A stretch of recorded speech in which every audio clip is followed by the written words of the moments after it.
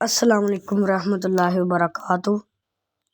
آج میں آپ کو ایک ایسی دعا بتانے جا رہا ہوں جس کو پڑھنے سے آپ کو نیک ساتھی، نیک دوست، نیک ہم سفر ملے گا۔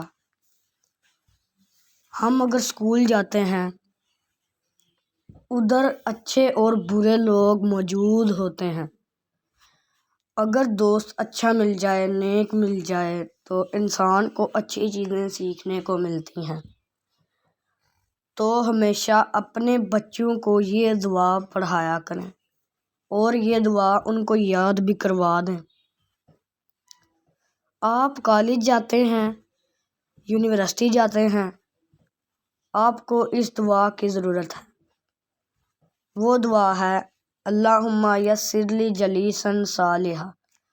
اللہ تعالی ہم سب کو باعمل مسلمان بنائے، آمین۔